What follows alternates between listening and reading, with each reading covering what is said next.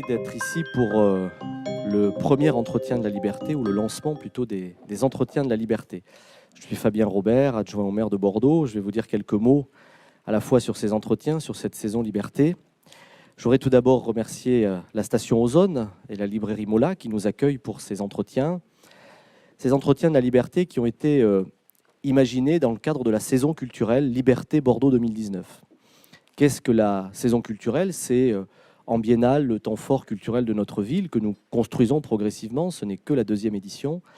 Il s'agit sur une thématique commune de fédérer les acteurs culturels du territoire, les musées, lieux de spectacle vivants, tous les établissements, toutes les associations qui le souhaitent, et en même temps d'inviter des artistes venus d'ailleurs, français, étrangers, pendant 2 mois. Donc du 20 juin au 20 août, vous avez une programmation particulièrement dense. Le petit programme de poche ne me quitte pas. Vous pouvez retrouver toute l'intégralité de la saison à l'intérieur de ce petit document. Nous avons choisi la thématique de la liberté il y a près de 2 ans. Nous ne pensions pas être dans une forme d'actualité à la fois internationale, nationale et locale d'une certaine manière. Mais nous étions convaincus que pour traiter de liberté, point d'exclamation, il fallait forcément des temps d'échange, de débat, pour ne pas simplement rester uniquement sur le volet ou l'angle artistique. Bien sûr, les artistes ont un message à nous délivrer en matière de liberté, en tout cas j'en suis convaincu. Souvent un message indirect, ils font un pas de côté grâce à leur travail artistique, mais ils nous délivrent des messages. Nous avons dans cette saison Milo Rao, TNBA, l'exposition de Gonzalo Borando au Temple des Chartrons, ou bien Bartabas qui viendra clôturer cette saison. Bref, je ne les cite pas tous. Il y a évidemment d'importants messages qui nous sont délivrés. Mais il fallait aussi un temps de réflexion, un temps de débat.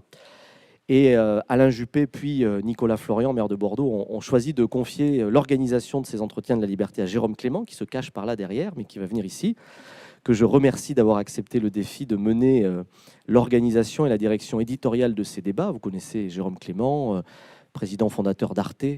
Je vais m'arrêter là parce que sinon je vais être très long, mais c'est une personnalité incontournable du monde des arts et de la culture.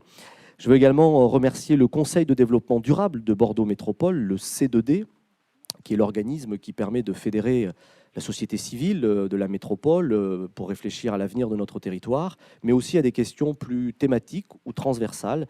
Et Denis Mola, son président, ainsi que Damien Mouchak, son directeur, que je ne vois pas, mais qui doit être ici, ont accepté de relever le défi, de travailler ces entretiens en amont, avec des lectures, avec des ateliers débats, et de les organiser durant cette saison. Donc merci vraiment à tous.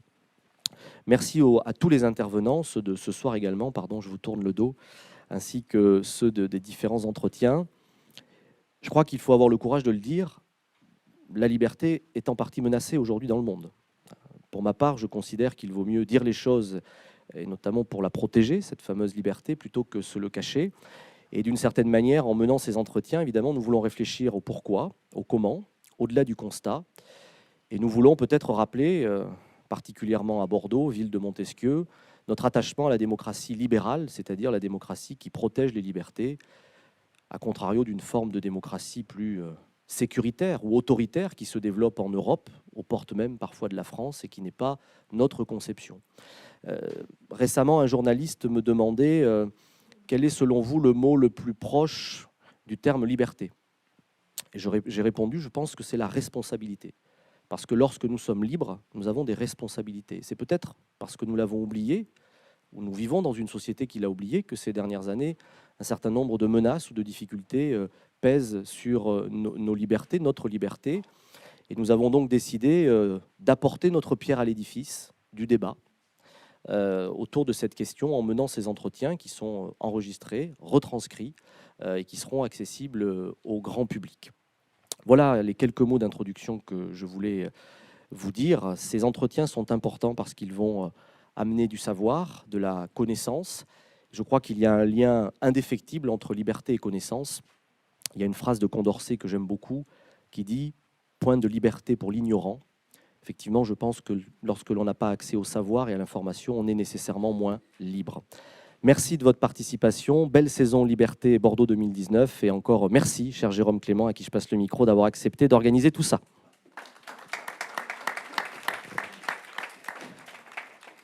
Bien, bon. Bonsoir à tous et je voudrais d'abord moi aussi remercier Fabien Robert. L'idée de ces rencontres est née d'une discussion qu'on a eue l'été dernier, en juillet dernier à Avignon, au moment du festival, avec Lilian Sally, qui est ici aussi, et qui est là, voilà, je ne voyais pas qu'il est caché par les micros. Et voilà, donc on pouvait difficilement concevoir une saison comme celle-ci sans qu'il y ait un moment de réflexion, une sorte d'arrêt sur image, où on se pose vraiment la question de savoir où en étaient les libertés aujourd'hui, quelles problématiques, quels problèmes se posaient. Et c'est un peu le défi qui a été lancé par Fabien Robert et par Lilian Sally, de voir comment on pouvait arriver à monter cette réflexion euh, autour de 3 jours de débat, puisqu'on est vendredi, samedi et dimanche, qu'il va y avoir donc 5 débats sur cette question.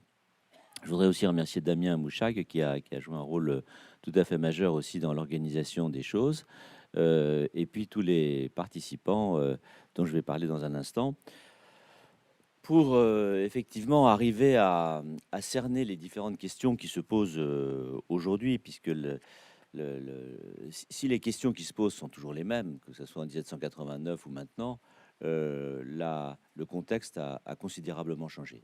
Et il a changé pour 3 raisons majeures, aujourd'hui en tout cas. D'abord, la révolution technologique, numérique, qui d'un seul coup pose des problèmes aux citoyens, aux États, qui sont sans égal depuis de très nombreux siècles, et qui pose des questions auxquelles il faut absolument trouver des réponses aujourd'hui. La mondialisation, qui là aussi euh, rend plus difficile l'application des lois sur un territoire national, et de ce fait pose des problèmes juridiques, éthiques qui sont extrêmement compliqués. Et la montée du populisme également, la remise en cause des démocraties, tous ces problèmes étant évidemment liés les uns aux autres et nécessitant une nouvelle donne à laquelle nous sommes confrontés, nous citoyens, nous responsables, nous États, et sur laquelle on a bien besoin des philosophes et des intellectuels pour apporter des réponses. Alors, ces 5 débats, il fallait choisir. Évidemment, on aurait pu en faire 6, on aurait pu en faire 7, on aurait pu en faire 3. On s'est arrêté à 5. Je les présente ce soir rapidement et ça va être les sujets pendant 3 jours. La question de l'ordre public et des libertés privées, sujet éminemment d'actualité, puisque l'ordre public euh, ne peut pas s'opposer non plus à les libertés des citoyens. Le mouvement des Gilets jaunes, d'une certaine façon, en est une illustration, avec tous les débats qu'il a entraînés, est une illustration très concrète aujourd'hui. Et c'est le sujet qui va être abordé dans la table ronde avec Justine Lacroix et Myriam Revaud-Dallon, que je remercie vivement d'être venus, et Vincent Martini, puisque ces débats n'auraient pas pu non plus être conduits si Vincent Martini et Jean Rosa, mon ami et complice de toujours, ne m'avaient pas aidé à trouver les bonnes personnes et organiser les tables rondes de façon à répondre à vos attentes. Donc, première table ronde, je vais leur donner la parole dans un instant. Deuxième après-midi, liberté des femmes, liberté du genre, sujet aussi vraiment qui est d'une actualité brûlante. On en parle tous les jours ou presque, avec Elisabeth Roudinesco et Sandra Logier, qui viendront autour de Mathilde Serrer, qui animera le débat, présenter leurs réflexions. Et j'en doute pas que le débat sera vif et animé. Ensuite, demain soir, la question de la liberté artistique, la création artistique, la liberté des intellectuels. Et ce sujet sera traité par Amos Guitaille, que vous connaissez tous comme cinéaste et comme homme de culture, et Thomas Schlesser, qui nous rejoindront demain. J'aurai l'occasion d'en reparler, donc je n'insiste pas, j'animerai moi-même cette table ronde. La quatrième aura lieu dimanche, la quatrième et la cinquième, avec la question des sciences et toutes les questions posées par le progrès scientifique. Question qui se pose aussi en des termes extrêmement nouveaux aujourd'hui. Étienne Klein sera seul face à Anne-Lorraine Bujon. Donc, ça sera un débat. Vous connaissez tous Étienne Klein, puisque vous l'entendez sûrement à la radio régulièrement. Il est armé pour nous aider à réfléchir à ces sujets. Et enfin, le dernier débat sera consacré à l'économie, au capitalisme, et toutes les questions que pose le développement du capitalisme financier, mais pas seulement. Et nous aurons la chance d'avoir à la fois un théoricien et une praticienne, Elie Cohen, économiste bien connu, et Mercedes Serra, qui dirige une grande agence de publicité et qui viendra débattre de ces questions. Et enfin, à 17 heures, Alain Juppé présentera une conclusion, une réflexion générale sur l'ensemble de ces questions dimanche à 17 heures. Voilà le programme. J'espère qu'il vous satisfera, que vous en parlerez autour de vous et que vous viendrez encore plus nombreux demain et après-demain pour suivre ces débats passionnants qui seront, comme on l'a dit, enregistrés et je pense qu'ils resteront une étape dans cette réflexion globale que nous devons avoir sur ce sujet aujourd'hui. Merci à tous et bon débat.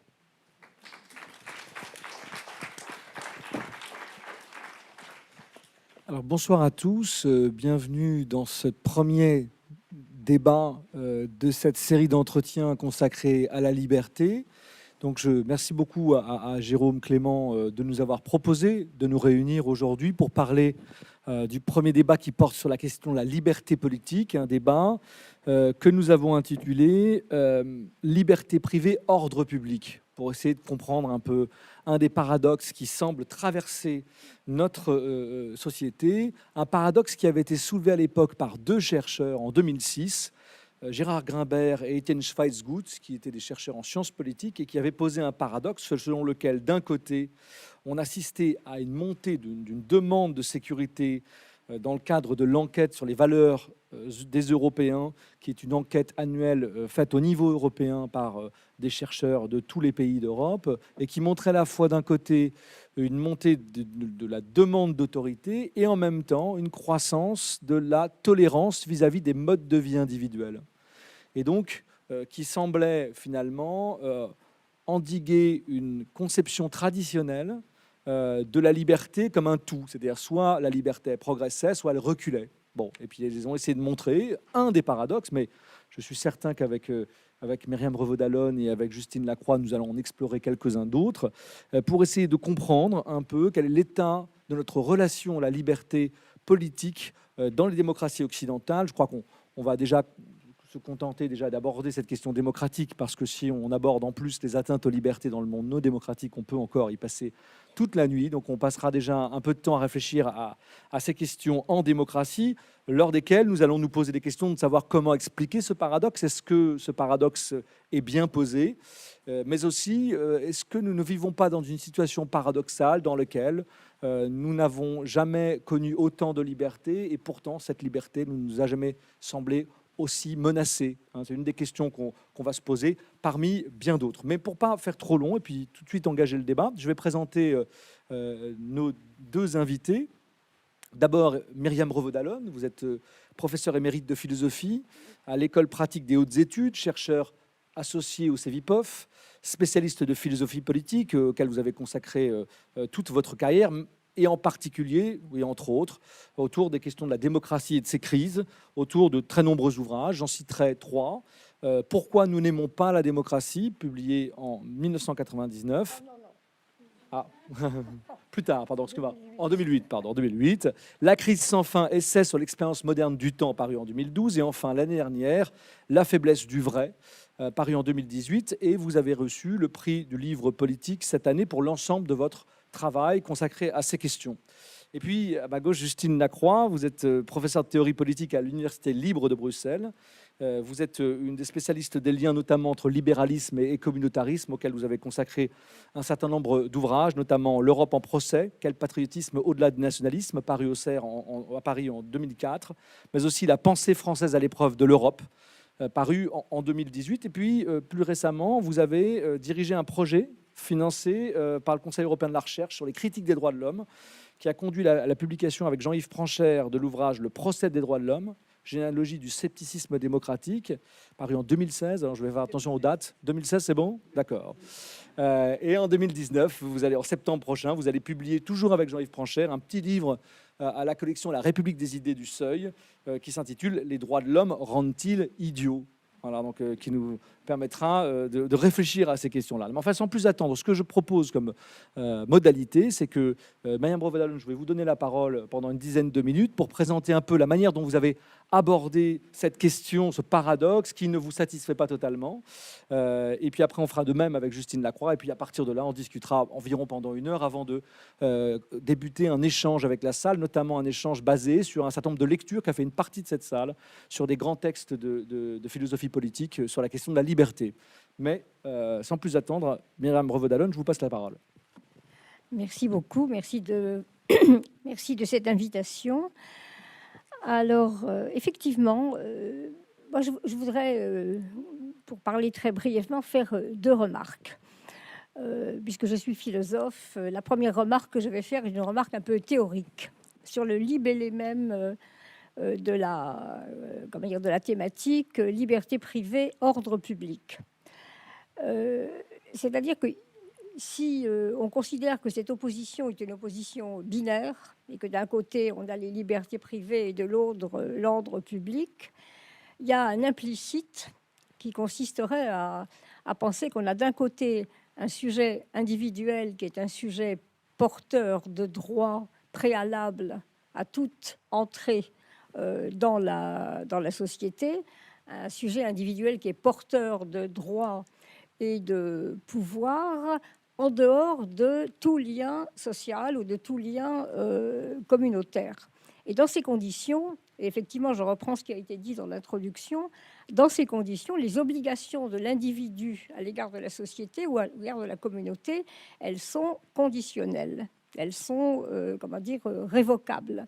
Parce que si l'individu se considère comme originairement porteur de ses droits avant toute entrée dans la société, eh bien, ce qu'il attend de la société, c'est au fond qu'elle lui donne la possibilité ou qu'elle lui garantisse l'exercice d'une liberté individuelle qui n'est pas forcément une liberté politique. Et donc ce paradoxe, c'est pas simplement un paradoxe de notre époque, c'est un paradoxe qui est inscrit dans, je dirais, les fondements même même pas de la démocratie libérale, mais de la politique moderne.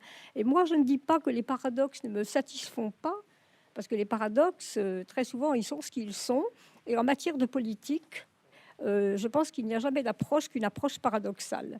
Et que se débarrasser du paradoxe, au fond, d'une certaine façon, c'est éliminer la question.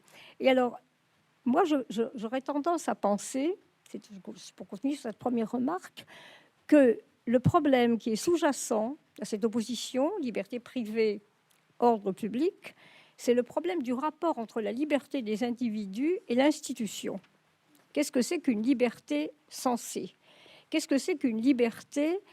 Donc ça suppose une sorte de redéfinition ou de réflexion sur ce qu'on appelle la liberté.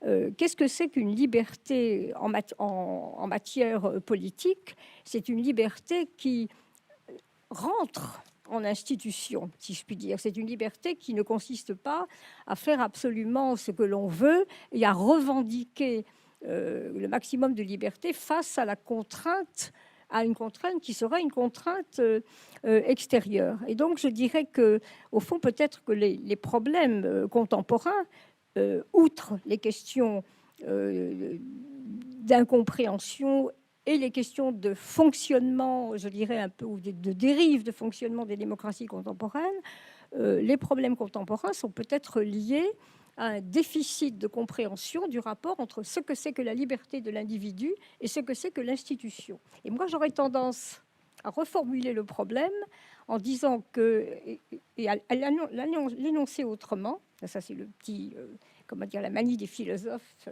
c'est de reformuler les problèmes et les formuler autrement, en disant que le problème fondamental, c'est pas liberté privée, ordre public, c'est liberté institution. Qu'est-ce que c'est qu'une liberté hors institution? Qu'est-ce que c'est qu'une liberté qui rentre en institution? Qu'est-ce que c'est qu'une liberté pensée? Voilà, ça c'est ma première remarque. Et la deuxième remarque, elle n'est pas philosophique, elle est vraiment liée à la situation contemporaine, à ce qui se passe, on l'a évoqué tout à l'heure, dans les régimes qu'on appelle les démocraties illibérales ou les démocratures, et à ce qui se passe même dans les régimes autoritaires. Regardez, prenez l'exemple de la Chine, où il y a une atteinte considérable aux libertés publiques, à la liberté d'expression, mais où on favorise la liberté concurrentielle, c'est-à-dire la liberté économique, la liberté de produire, la liberté de consommer. Donc le concept de liberté en lui-même est un concept très, je dirais, extrêmement compliqué, et c'est le deuxième paradoxe qui est tout à fait exacerbé, c'est qu'on peut, dans certains cas, et dans beaucoup de cas, porter atteinte aux libertés publiques tout en poussant les individus à développer et à exacerber une forme de liberté qui est soit, par exemple, une liberté économique, une liberté d'entreprendre, ou alors une liberté de revendiquer des droits individuels de plus en plus grands, indépendamment du social, comme si la société était uniquement du côté de la contrainte. Et ça, c'est un danger qui ne se situe pas simplement à l'extérieur des démocraties libérales, dans les régimes autoritaires, mais qui menace nos démocraties elles-mêmes. Et par exemple, quand on voit les individus formuler une demande de sécurité, pourquoi est-ce qu'ils formulent une demande de sécurité? Mais c'est aussi pour pouvoir s'occuper de leurs affaires. C'est pour s'occuper de leurs affaires privées. La demande de sécurité, elle a pour finalité de pouvoir exercer sa liberté dans des conditions décentes. Donc je ne dis pas du tout que cette demande de sécurité est illégitime, mais je pense quand on dit la sécurité, on entend dans le langage politique dire la sécurité est le premier des droits. Ce n'est pas exactement comme ça que la Déclaration des droits de 89 a formulé les choses. La Déclaration de 89 a dit la sûreté est le premier des droits. La sûreté. Et qu'est-ce qu'on entendait alors par la sûreté?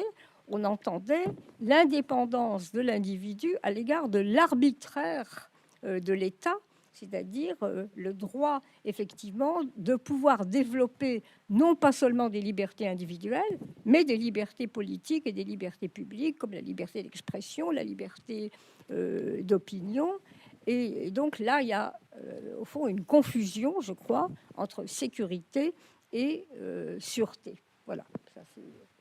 pour lancer le débat, les deux remarques que je voulais faire. Merci beaucoup, Myriam. C'est une première définition, justement, et de revenir sur cette question de la liberté de l'institution sur laquelle on va revenir. Alors, je me tourne vers vous, Justine Lacroix, puisque vous allez, peut-être plus travailler ce concept liberté privée, ordre public, en essayant d'introduire des réflexions sur ce que peut-être je vous vole pas cette idée, je vous la glisse, l'expression de Myriam Delmas-Marty sur la question de l'état Janus. Alors, est-ce que vous pourriez nous définir comment vous concevez-vous cet état Janus?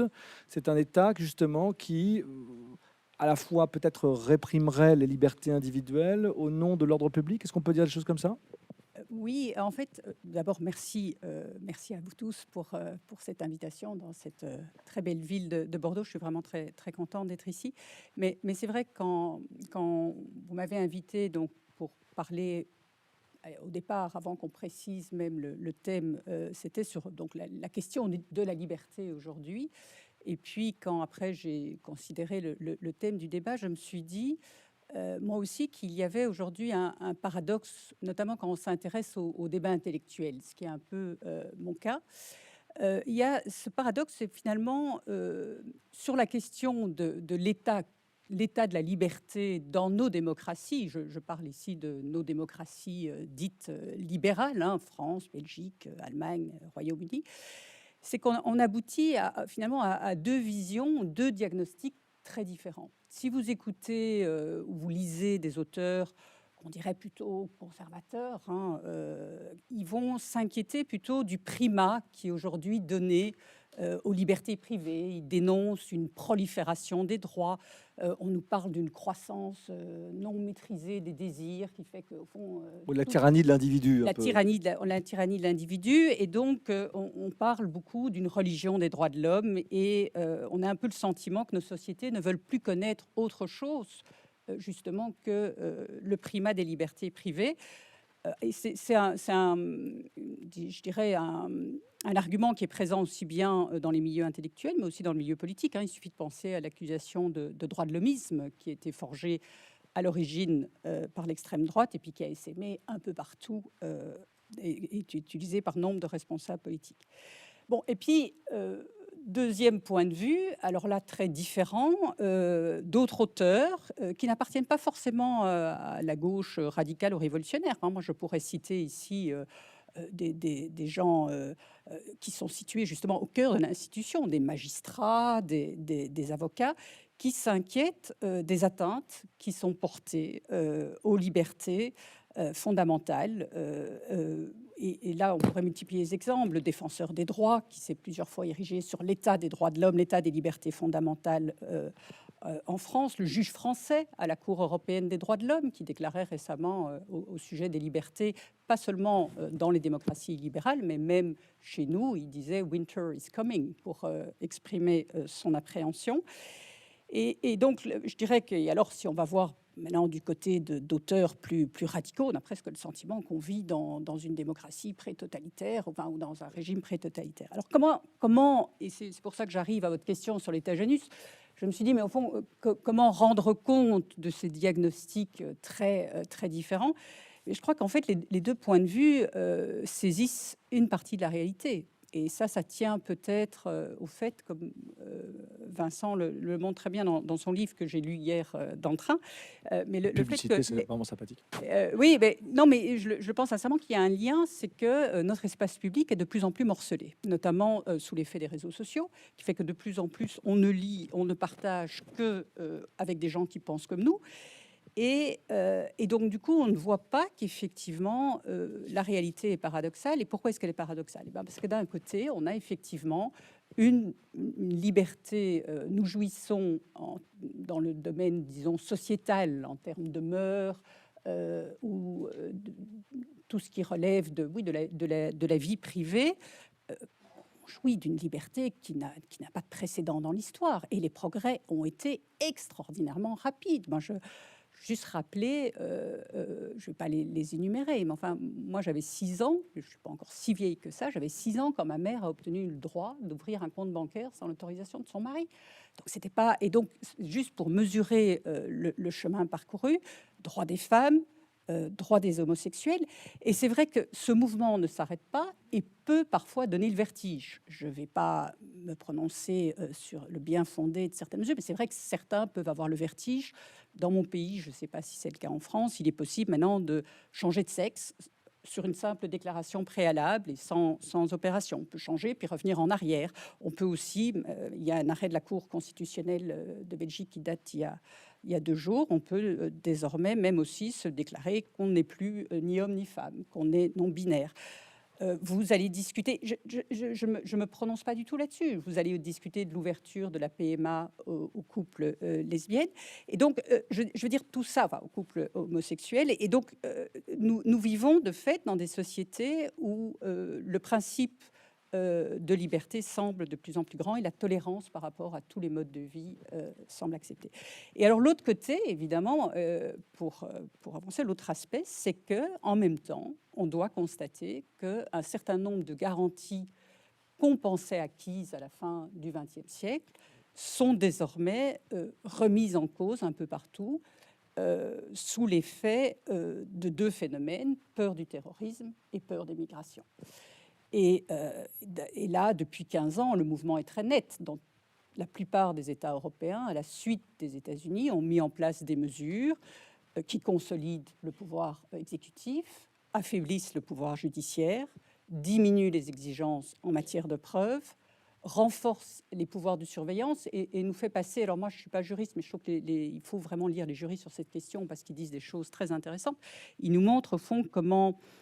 ces mesures poursuivent une évolution qui consiste à passer, au fond, dans une logique de suspicion.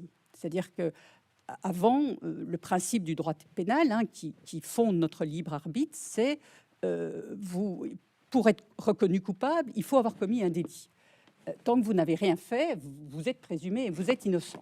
Et que de plus en plus, et c'est vraiment la condition de l'égalité de tous, c'est que vous n'êtes un criminel que si vous faites quelque chose. Et que de plus en plus, on va vers des législations qui sont fondées sur l'idée de prévention, et donc qui fait finalement de celui qui n'a encore rien fait et qui ne fera peut-être jamais rien, un délinquant en puissance. Et je vais conclure là pour cette ouverture, mais je ne parle même pas ici de la question migratoire, où un certain nombre de politiques se mettent en place qui conduisent finalement à vider le droit d'asile de son sens, puisque ce droit ne peut même plus être revendiqué. Il y avait beaucoup d'échos arendtiens dans le propos de Myriam.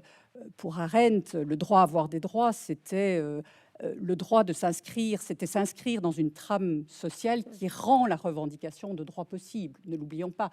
Or, aujourd'hui, par une série de dispositifs, on met des gens dans une situation où ils ne peuvent même pas faire valoir leur droit à l'asile. Et donc, État Janus, pourquoi État Janus? Parce que État très libéral sur le plan économique, État très libéral sur le plan sociétal, mais peut-être de plus en plus autoritaire en termes de sécurité publique ou par rapport à la gestion des migrations.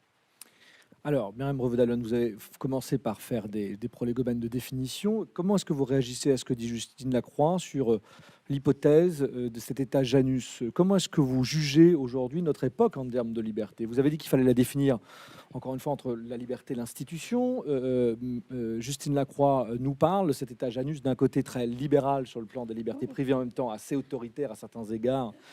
Sur d'autres plans. Comment est-ce que vous observez, vous, notre époque, alors la philosophe? Mais moi, je suis tout à fait d'accord avec Justine. Je veux dire, d'une certaine façon, nos discours sont tout à fait complémentaires. Ils ne s'énoncent pas forcément, comment dire, exactement de la même façon. Mais effectivement, mais je voudrais quand même dire que cette question de l'état Janus, au fond, cette sorte de duplicité de l'état Janus, elle est inscrite dans le paradoxe fondateur de la politique moderne, puisque d'une certaine façon, et elle amène à s'interroger sur, puisqu'on vient de parler d'Arendt, Arendt disait la liberté, c'est la raison d'être de la politique. Bon. Mais quand elle disait la liberté, c'est la raison d'être de la politique, elle ne voulait pas dire, elle disait exactement le contraire, d'une certaine façon, de ce à quoi nous assistons maintenant. C'est-à-dire qu'au fond, d'abord, la liberté, ça peut consister, d'une certaine façon, à ne pas faire de politique, ce qui est d'ailleurs le droit de plus... qui est un droit fondamental. On n'est pas obligé de s'intéresser à la politique, on n'est pas obligé de faire de la politique, mais il y a quand même un problème dans un type de société où la liberté n'est plus la raison d'être de la politique, où elle est presque pensée contre la politique. Hein, c'est bien ça, cette question de l'état Janus, c'est-à-dire qu'au fond, si les gens acceptent de plus en plus facilement les dérives sécuritaires de cet état Janus, c'est parce qu'ils pensent que ça va leur donner, au fond, la possibilité de vaquer tranquillement à leurs affaires et que, au fond, la question de la sécurité qui leur est octroyée par la limitation des garanties publiques, c'est pas si grave que ça. Et donc moi je m'intéresse beaucoup aussi à l'aspect, je dirais, subjectif de ce type de réaction. Je voudrais prolonger ce que vous dites. Et il me semble que, au fond, ce que Justine a dit aussi implicitement, qu'il y avait actuellement une perversion de ce que pouvait être la sûreté comme condition fondamentale dans le concept de sécurité. La sécurité, c'est pas un droit, c'est une condition.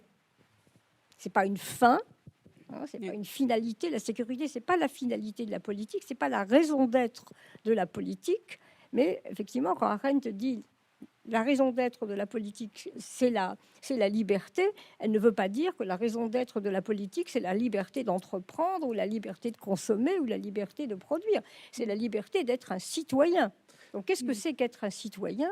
C'est certainement pas, au fond, penser la multiplication des droits contre la contrainte de l'État. Pour qu'on comprenne bien et pour filer ce que votre argument, est-ce que vous diriez que on assiste aujourd'hui à une forme de déresponsabilisation des citoyens qui ne s'emparent pas de leur propre liberté? C'est ça que vous voulez dire? Absolument. C'est pour ça que j'ai été très frappée par l'introduction de Monsieur Robert, c'est ça? voilà, qui parlait du concept aussi de responsabilité. C'est-à-dire, je n'ai absolument rien contre la revendication des droits A, mais il faut bien aussi comprendre que cette revendication ou que cette multiplication des droits sociétaux, elle n'a aucun sens en dehors de l'institution à laquelle on est rattaché. Elle n'a aucun sens en dehors de la communauté à laquelle on est rattaché. C'est-à-dire que c'est en tant que citoyen que l'on revendique ce droit d'avoir des droits et non pas en tant qu'individu privé contre, je dirais, moi je parle comment dire, au fond, les institutions. C'est-à-dire qu'au fond, ce à quoi on assiste, c'est effectivement d'un côté à la dérive autoritaire d'un État qui, au fond, comme l'a dit Justine, prend prétexte ou s'appuie sur un certain nombre de phénomènes comme l'immigration ou le terrorisme, et d'un autre côté, la position d'un individu qui se sent délié de toute obligation par rapport à la communauté politique, donc d'une certaine façon déresponsabilisé à partir du moment où il considère qu'il n'a d'obligation que révocable. C'est-à-dire révocable si on ne satisfait pas à ses revendications. Alors, Justine Lacroix, justement, comment est-ce que vous réagissez à ça, à cette idée qu'on est d'un côté dans une déresponsabilisation qui fait qu'on se sent délié? Moi, je trouve cette idée intéressante parce que il me semble aussi qu'elle s'accompagne d'un élément, vous disiez, il faut lire les juristes, mais est-ce qu'on n'est pas justement dans une forme de judiciarisation de la liberté qui implique justement, qui participe aussi de ce que dit Myriam Revaud-Dallon, c'est-à-dire d'une façon de se délier de la communauté politique? Alors, si ça ne nous va pas, soit on se retire, soit on fait un procès. Est-ce que ça participe, vous pensez, de l'affaiblissement de la liberté en démocratie? Oui, alors ce qui peut, je disais, il faut lire les juristes, qui me permet de dire que l'expression est à Janus, c'est pas de moi, hein, c'est de Mireille Delmas-Marty, donc je lui rends son concept. Mais ce qui est vrai, c'est qu'il y a au fond peut-être une colonisation de notre langage politique par le langage des droits. Bon, voilà, il se trouve que les droits se sont imposés comme l'idiome dans lequel s'expriment toutes les revendications sociales aujourd'hui. Mais alors, est-ce qu'il faut s'en inquiéter? Là où je pense qu'une difficulté se pose, c'est que c'est vrai que cette colonisation de notre culture politique et de notre culture sociale au sens large par la notion de droit peut conduire, dans un certain nombre de cas, effectivement, et là il faut entendre ce que nous disent les auteurs, je disais conservateurs, le terme pour moi n'était pas péjoratif, il faut pouvoir entendre la part de vérité dans leur argument, la part de vérité qui consiste à dire tout désir, toute opinion n'est pas un droit. Parce qu'un droit, c'est quoi? Et là, au-delà de Hannah Arendt, moi je rejoindrais l'affiliation de Claude Lefort, c'est-à-dire pour que ce soit un droit, il faut une délibération démocratique. Nous ne pouvons, et en acceptant que cette délibération démocratique, elle se placera toujours sous le règne de l'incertitude ou de l'indétermination. C'est pour ça que la démocratie est un régime difficile, parce qu'on ne peut pas dire à l'avance, voici les droits qui doivent être reconnus, la liste n'est jamais close, elle est toujours sujette à un débat, une délibération démocratique. On peut revenir en arrière, revenir sur certains droits, mais disons pour qu'une revendication sociale qui pourrait être la revendication à l'égalité, enfin, le droit au mariage pour les homosexuels, par exemple, devienne un droit reconnu. Encore faut-il que cette revendication sociale soit portée par une délibération démocratique importante. Et donc, c'est vrai que cette tendance à articuler toute forme de désir ou toute forme de volonté en droit est peut-être une première perversion. L'autre perversion que je verrais, c'est aussi un appauvrissement de la notion de liberté, qui est trop souvent comprise. Chez Myriam, ce qui se profile, c'est l'idée que la liberté est toujours quelque part exercée avec d'autres, qu'elle surgit de notre pluralité, du fait que nous ne sommes pas seuls sur la Terre, pour parler comme Arendt.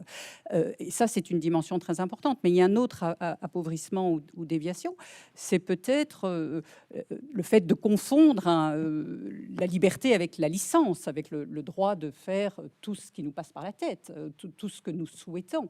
La liberté, c'est aussi la soumission à une forme de contrainte ou la soumission à la loi que nous nous sommes donnée. Et je rappellerai un grand libéral, cette phrase de John Stuart Mill, qui disait « Ce n'est pas la liberté que d'aliéner ma liberté ».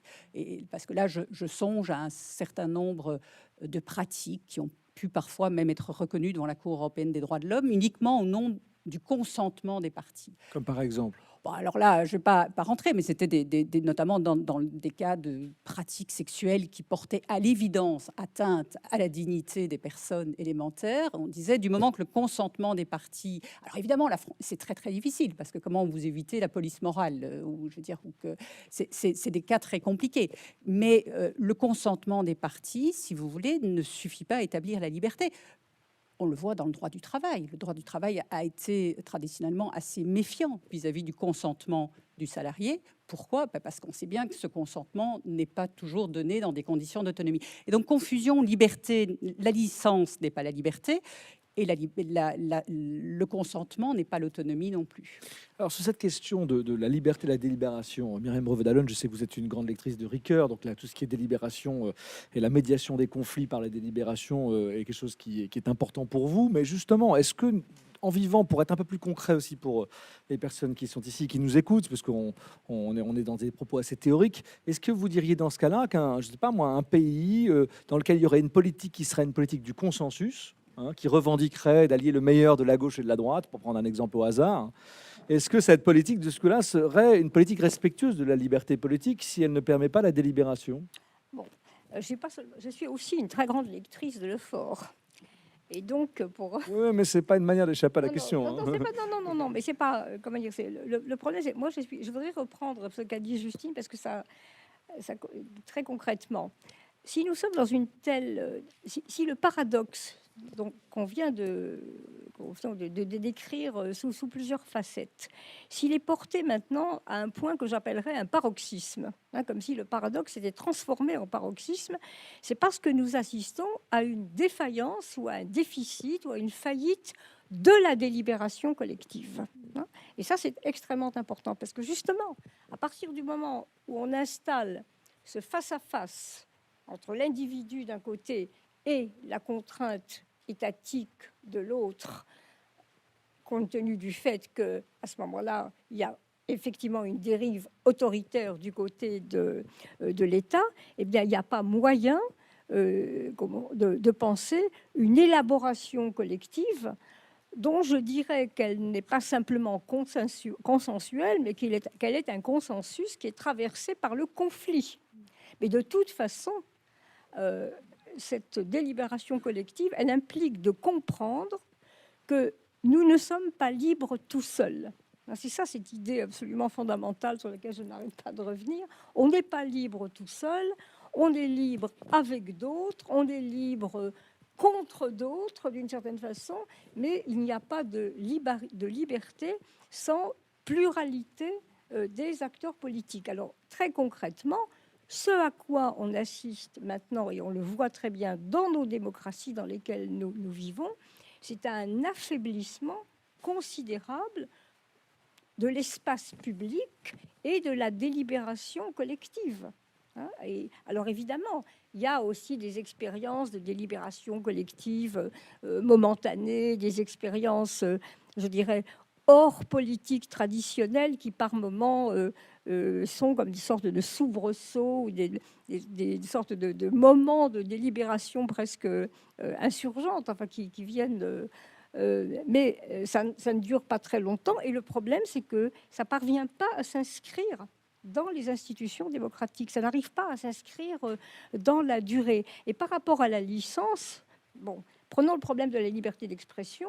Moi, je suis extrêmement frappée par le fait que maintenant, la liberté d'expression, ça consiste maintenant, très couramment par le biais des réseaux sociaux, du type de diffusion auquel on assiste, à pouvoir dire absolument n'importe quoi et à justifier de sa liberté en disant c'est mon opinion, voilà ce que je pense.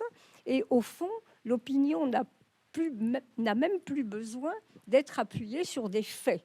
C'est-à-dire qu'il y a un type de liberté ou tu appelles ça de la licence au niveau, une sorte je dirais presque de simulacre, de liberté, qui consiste à énoncer des opinions alors même qu'elles ne sont absolument pas fondées sur des faits, ce qui est totalement antidémocratique, puisque pour en revenir à la question de la délibération, elle porte sur elle confronte des opinions, mais des opinions qui sont légitimes à partir du moment où elles sont fondées sur des faits. Oui, Arendt disait le débat démocratique est une farce si les opinions que l'on émet ne sont pas fondées sur des vérités de fait. Mais est-ce que Donc, c'est pas aussi vieux que n'importe vieux que le monde d'une certaine Non. manière, les propos de comptoir et les propos. Alors avant, ils se passaient dans un espace semi-public ou privé, et aujourd'hui, ils ont un impact qui est plus important. Est-ce que vous n'avez pas le sentiment que Non, je finalement, pense c'est non. business as usual? Je suis un peu provocateur, mais Non, je justement pour pense vous que c'est pousser. pas du tout, parce que par exemple, prenez la revendication fondamentale de la philosophie des Lumières, hein, c'est-à-dire la formation d'un espace public. Les textes de Kant et les textes d'Habermas, enfin peu importe. Et cette formation d'un espace public, c'était une demande pour constituer un espace de délibération collective fondé sur un jugement qui était un jugement fondé sur des faits. Donc la revendication d'un espace public, c'est pas la revendication du café du commerce. Ça, c'est complètement antidémocratique. Justine Lacroix, alors sur cette double question, peut-être d'abord, la première, je vous la repose sur cette question de la politique du consensus et de la liberté en consensus, d'une certaine manière. Est-ce qu'on peut être libre quand on a une sorte d'injonction à penser plus ou moins la même chose? C'est-à-dire, en gros, quand une force politique, mais bon, c'est pas propre à la France en réalité, on voit bien qu'il y a un effondrement, par exemple, des idéologies traditionnelles, des forces partisanes traditionnelles, et il y a des politiques du consensus qui émergent en Allemagne, en France, dans différents pays, et qui mettent en avant l'idée d'une bonne politique. Eh bien, est-ce qu'on peut exprimer une liberté, finalement, dans un régime qui prétend, justement, vitrifier cet espace de la contestation qui, avant, était intégré dans l'espace politique et aujourd'hui est plutôt rejeté dans ses marges? Oui, non. Pour répondre simplement, non, je ne pense pas. Je crois effectivement très profondément qu'au-delà du consensus, comme le disait Myriam, la démocratie vit et se nourrit du conflit. Mais du conflit qui doit être compris, évidemment, c'est un conflit civilisé. C'est justement toute la force et toute la grandeur du régime démocratique, c'est qu'il substitue à l'affrontement par les armes un affrontement civilisé où ce qui doit... où il y a toujours une pluralité de points de vue qui doivent s'exprimer. Et donc, effectivement, il me semble être une assez mauvaise nouvelle que se dessine... Et je voudrais juste, si je peux me permettre, juste une parenthèse sur l'Union européenne, pour ne pas parler principalement de la France. Il me semble que c'est un des soucis. Alors ça va peut-être changer, et c'est peut-être le service que nous rendent les populistes à cet égard, mais c'était un des soucis dans l'Union européenne, justement, c'est que le sentiment qu'au fond, il n'y a qu'une seule politique raisonnable. La fameuse pensée unique ou la... Oui, je dirais même pas la pensée unique, mais c'est-à-dire le sentiment que si vous preniez position contre certaines orientations de l'Union européenne, que ce soit dans le champ des politiques économiques ou dans le champ des politiques sociales ou des politiques migratoires, vous étiez catalogué du côté des anti-européens. Et que finalement, le seul moyen d'être européen, d'être favorable à la poursuite de l'aventure européenne, c'est d'accepter comme des lois d'airain, par exemple, un chiffre que devraient respecter les déficits publics et qui est posé, c'est un choix politique. Ce chiffre est un choix politique, mais qui est posé comme une loi scientifique. Et donc, ça a été une façon d'évacuer complètement le débat. Et donc, c'est peut-être le seul service que nous rendent finalement, avec toutes les craintes et toutes les inquiétudes légitimes qu'on peut avoir, mais au fond, la montée des partis populistes, c'est qu'ils vont nous obliger à politiser, au fond, les débats européens et assumer le fait qu'il doit y avoir des alternatives. Sinon, c'est effectivement la démocratie se liquide progressivement. Sur ce sujet, Myriam Revaud-Dallon. Je suis tout à fait d'accord parce que j'ai pensé, dès l'intervention, dès le début de l'intervention de Justine, j'ai pensé que ce qu'il y avait d'absolument ruineux, c'était au fond cette idée, quand on dit il n'y a pas d'alternative. Hein, l'idée qu'il n'y a pas d'alternative, effectivement, elle pousse comment dire, les individus, enfin, elle pousse les citoyens, au fond, à se replier dans cette espèce comment dire, de face à face. C'est-à-dire que dire il n'y a pas d'alternative, c'est tuer l'élaboration du conflit dans l'espace public.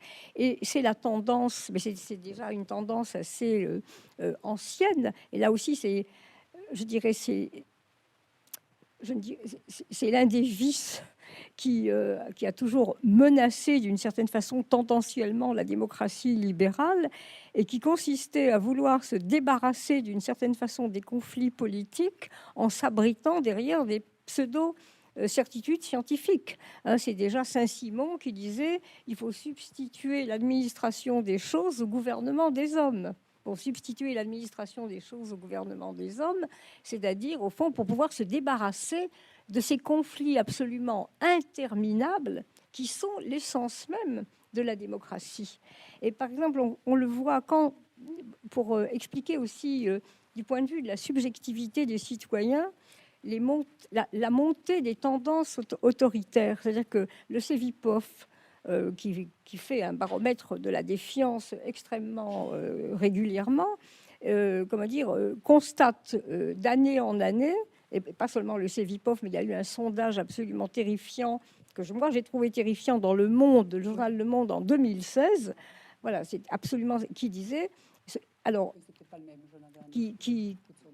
le sondage montrait que maintenant, 30 ou 40% des individus sondés estimaient qu'au fond, la démocratie il n'est même pas question de meilleur des régimes, mais n'était pas un régime si essentiel que ça, qu'on pouvait très bien s'en passer, et que d'une certaine façon, dans une optique de recherche d'efficacité, eh bien, on pouvait aussi faire appel à un gouvernement qui se débarrasse des contre-pouvoirs, c'est-à-dire c'est ça, les contre-pouvoirs, c'est l'exercice de la délibération collective et du conflit, qui se débarrasse des contre-pouvoirs pour pouvoir prendre des mesures plus rapidement. Bon. Donc ça veut dire qu'il y a des atteintes. Il faut quand même rappeler que ce qu'on appelle les libertés publiques, c'est aussi les contre-pouvoirs. Alors pour prolonger ce que vous dites, en effet, et peut-être faire un point plus précis encore sur ces sondages, c'est partie des enquêtes qu'on a au niveau européen, donc l'enquête sur le baromètre de la confiance, l'eurobaromètre, mais qui est reflété dans l'enquête du baromètre du Cevipof. Et la question précise est, seriez-vous prêt à élire un homme fort, même si cela devait, qui fasse le ménage et qui règle les problèmes, même si ça devait vouloir dire suspendre les institutions démocratiques. Et donc, le taux au niveau européen est environ 35%, en moyenne dans les pays européens. La France est aux alentours de 40%. C'était le dernier sondage de janvier 2019. Et il y a des pays en Europe de l'Est où on monte même à 55 ou 60%, notamment en Hongrie, et pour des raisons qu'on peut aussi imaginer, qui sont probablement liées à une dégradation de la culture démocratique. Oui. Et là, j'en viens... Je peux juste ajouter un mot, parce que si j'en crois les études que j'ai lues, en plus, ce n'est pas les jeunes qui vont nous sauver, parce que plus on est jeune et plus on est distancié par rapport à la démocratie. À ces questions. Alors j'en viens justement à une question importante quand on parle de liberté politique. On en viendra peut-être dans le dernier quart d'heure de notre discussion sur la question des libertés individuelles avant de prendre des discussions, des questions de la salle. Justement sur cette distinction, si on prend l'Europe comme un espace, mais on peut aussi intégrer les États-Unis évidemment, qu'on fait généralement entre d'un côté les démocraties libérales où on respecterait ces libertés individuelles, où il y aurait une sorte de pluralité qui serait permise par la délibération, en tout cas en théorie, et de l'autre, les populismes autoritaires ou ce qu'on a appelé les démocraties illibérales. Je pense à la Hongrie, on pense à ce qu'est en train de devenir l'Italie, avec cette coalition entre le mouvement 5 étoiles et la Lega de Matteo Salvini. On pense aussi évidemment à l'Amérique de M. Trump. aux États-Unis de M. Trump, c'est-à-dire des systèmes politiques qui suspendraient certaines libertés ou en tout cas mèneraient des attaques par les institutions elles-mêmes contre les libertés publiques. Mais en même temps, quand on vous écoute, quand on entend cette analyse selon lesquelles, y compris dans nos démocraties, c'est-à-dire en Belgique, en France, en Allemagne, en Grande-Bretagne, il y a quand même une sorte d'affaissement de la liberté. Finalement, est-ce que cette distinction entre démocratie libérale et populisme autoritaire, elle est si efficace que ça pour comprendre la relation à la liberté? Est-ce qu'elle vous semble aujourd'hui encore légitime, justifiée, et si oui ou si non, selon quelle modalité? Justine Lacroix. Bon, alors, merci. D'abord, moi j'aime pas beaucoup l'expression qu'on utilise beaucoup de démocratie illibérale. Pourquoi? Parce que s'il s'agit de désigner, alors je ne parlerai pas de l'Italie ici, mais par exemple la Hongrie ou la Pologne, je trouve que c'est un beau coup de force qu'a réussi Orban quand il s'est approprié ce concept. C'est fantastique. Il a dit, nous, on est des démocraties illibérales. Donc là, il s'attribue tout le mérite de la démocratie et il semble se débarrasser simplement de l'aspect libéral. Mais ça ne marche pas comme ça. Si dans un État où les libertés privées, entendues ici, j'aime pas le terme de liberté privée, disons les droits de l'homme, la liberté d'expression, la liberté d'association n'est pas garantie, il n'y a pas de démocratie digne de ce nom. La démocratie suppose que la délibération s'opère dans des conditions respectueuses, évidemment, de la liberté de chacun, sinon le débat est faussé. Donc pour moi, ce n'est pas des démocraties illibérales, il ne faut pas leur rendre ce service, ce sont des régimes autoritaires, appuyés sur une volonté majoritaire si on veut, mais l'élection n'est jamais qu'un critère, pas un critère parmi d'autres, un critère très important de la démocratie, mais ce n'est pas le seul critère. Mais pour venir à votre question, est-ce que, effectivement, peut-être j'ai le sentiment, parfois en France, on a l'impression qu'on surjoue un peu cette opposition entre démocratie libérale et justement les régimes, disons, plus considérés comme populistes. Je ne sais même pas si Orban peut être considéré comme un populiste, donc le terme n'est pas, disons, les régimes autoritaires d'Europe centrale et orientale. Bon, je crois qu'il faut être prudent là-dessus. Ni la Belgique, ni la France, ni la Grande-Bretagne, ni l'Allemagne ne sont la Hongrie de Viktor Orban. Et je crois que prétendre le contraire, c'est tout simplement indécent. Donc ça, il faut commencer par le dire. La liberté d'expression ici n'est pas menacée, la liberté d'association ne l'est pas. Donc il faut quand même pouvoir maintenir le sens des distinctions, parce que voilà, je trouve pas d'autre mot que d'indécent. C'est pas correct vis-à-vis des opposants polonais ou hongrois. Par contre, reconnaître que ces tendances illibérales, cet affaissement des libertés est un phénomène qui nous concerne aussi. Voilà, ça c'est quelque chose qu'on peut dire. Et qu'est-ce que vous faites de la situation des États-Unis? Je vais vous donner la parole, Myriam Beauvais-Dallon. La situation des États-Unis qui est pas la Hongrie objectivement, mais qui est quand même où le président Trump met en scène, en tout cas, un certain nombre d'attaques contre les libertés individuelles et les médias. Il met beaucoup en scène, mais c'est là qu'on voit la solidité quand même assez remarquable du système institutionnel américain, qui a été conçu justement sur toute une logique de pouvoir et de contre-pouvoir extrêmement efficace. Et donc moi, je ne suis pas ceux qui, vous savez, parfois vous discutez avec les gens, on a l'impression que l'Amérique de Trump, c'est déjà, on est déjà dans la Servante écarlate, hein, pour prendre la dystopie de Netflix. La démocratie américaine résiste. Et bon, voilà, maintenant, moi, je suis pas, j'ai pas, effectivement, le personnage Trump et sa politique est inquiétante. Mais mon sentiment, c'est qu'elle résistera. Le modèle institutionnel est tellement fort et les contre-pouvoirs sont tellement forts qu'il est quand même très arrêté dans un certain nombre de dispositions qu'il voudrait prendre. Myriam Beauvais-Dallon, sur cette distinction justement entre populisme autoritaire, démocratie libérale, vous êtes d'accord que finalement, il ne faut pas exagérer, je suis à peu près d'accord avec distinction qui n'est pas si grande? J'aimerais, au fond, préciser quand même les raisons d'une distinction nécessaire. Dans ces régimes, démocratie libérale, effectivement, disons autoritaire, qui se prétendent. Pourquoi est-ce pourquoi est-ce que Orban se prétend, incarnant la véritable démocratie? Parce qu'il a été élu. Bon, ça veut dire que le problème fondamental, c'est que l'élection est la seule sanction, au fond, du pouvoir qui s'exerce. Alors que les théoriciens de la démocratie représentative n'ont jamais fait de l'élection le critère unique de la démocratie.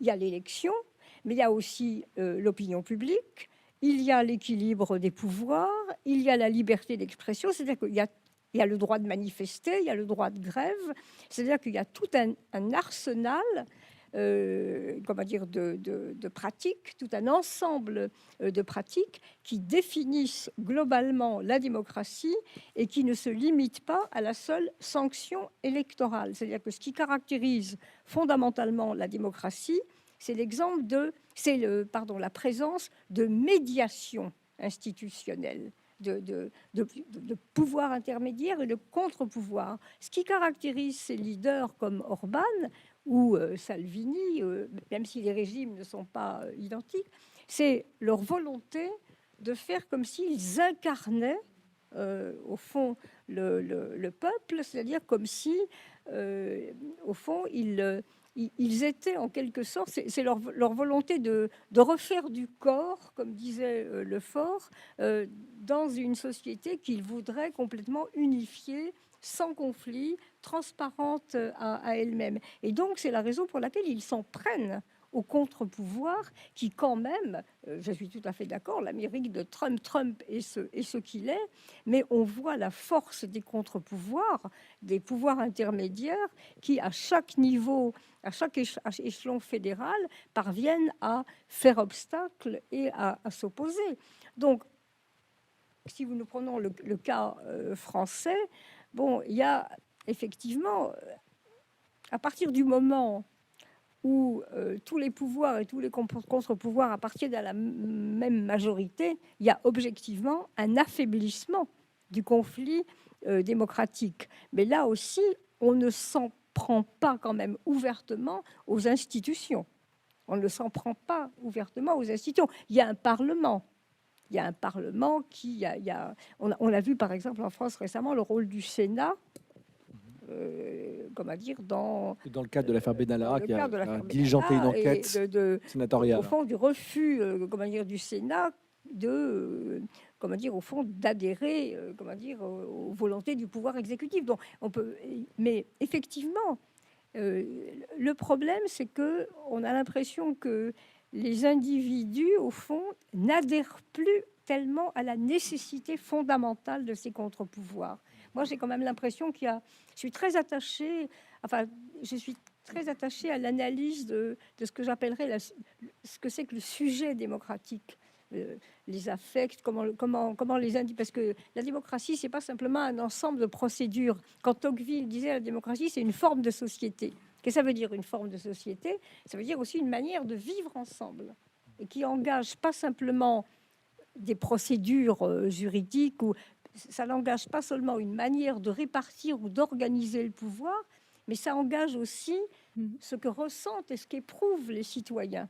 Oui. Or, effectivement, ce qu'ils ressentent et qu'ils éprouvent aujourd'hui, c'est une défiance croissante, une désaffection croissante, un désinvestissement à l'égard des institutions politiques, une déception. Alors, je sais bien que cette question de la déception, elle est structurelle, puisque la démocratie, comme c'est le régime de l'indétermination et de l'incertitude, quand on revient, comme on débat absolument en permanence de ce qui est juste, de ce qui est injuste, on n'arrive jamais à un résultat achevé une fois pour toutes. Comme disait Lefort, la démocratie, c'est une invention permanente. C'est très fatigant.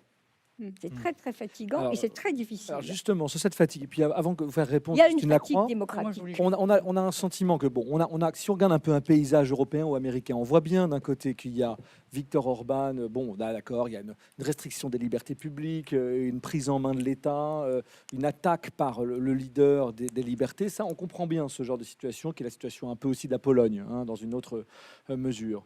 Et puis, on voit de l'autre une démocratie américaine, par exemple, qui certes un leader, on va dire, tout à fait discutable, mais dont les ressorts fonctionnent encore. Et puis là, quand même, on voit bien que les démocraties d'Europe occidentale, elles sont dans une situation intermédiaire, si on vous écoute. C'est-à-dire que d'un côté, même si ce n'est pas le président de la République française ou Matteo Salvini en Italie qui attaque les contre-pouvoirs, ces contre-pouvoirs se sont soit effondrés parce que les partis politiques se sont effondrés, soit parce que la presse, les médias sont critiqués par les citoyens. Je veux dire, il n'y a pas eu besoin, c'est pas Emmanuel Macron du tout qui a inventé la critique de la presse par les citoyens. Je rappelle que dans le baromètre de la confiance politique du Cevipof, quand on demande aux citoyens quelles sont les institutions auxquelles vous faites le moins confiance, le pire, ce sont les partis politiques. 9% des Français leur font confiance. Et juste après, les journalistes, 10%. Donc les médias font l'objet d'une crise qui est avant tout celle d'une crise de défiance des citoyens. Donc là, on parle des cas où le pouvoir affaiblirait finalement les contre-pouvoirs. Mais il y a une autre situation qui est, semble-t-il, la nôtre. Et c'est là-dessus que je voudrais vous entendre, Justine Lacroix, et sur laquelle Myriam Bourveda-Leune vient de s'exprimer. C'est sur cette fatigue, on a l'impression que nous-mêmes, nous efforçons d'affaiblir toutes les institutions qui avaient garanti les conditions de notre liberté. Est-ce que vous êtes d'accord avec ça ou est-ce que vous... Mais je le formulerai peut-être un tout petit peu autrement, parce que j'étais très frappée quand j'écoutais Myriam de dire, quand elle nous parle du sujet démocratique, moi j'ai quand même le sentiment que les institutions, même en France, même en Europe, résistent à ce mouvement, et elles résistent bien. C'est pour ça qu'au début de mon exposé, je vous ai dit, vous savez, les gens qui s'inquiètent d'une régression des libertés, je ne vais pas vous citer des agités, je vais vous citer des hauts fonctionnaires, je vais vous citer des magistrats. Le Conseil constitutionnel résiste bien et censure un certain nombre de dispositions législatives en disant que ça, voilà, pour des raisons de contradiction avec la Constitution, a été reconnu le fait qu'on ne pouvait pas incriminer quelqu'un qui aurait porté assistance à un migrant au nom d'un devoir de fraternité, enfin de reconnaissance de la notion de fraternité comme principe constitutionnel. La Cour européenne des droits de l'homme résiste aussi bien, le Sénat aussi. Moi, je trouve que bon, voilà, les journalistes. Tout va bien. Non, tout va pas bien, parce que justement, ce qui est inquiétant, c'est plutôt effectivement que les cris d'alarme viennent des institutions et viennent de moins en moins des citoyens.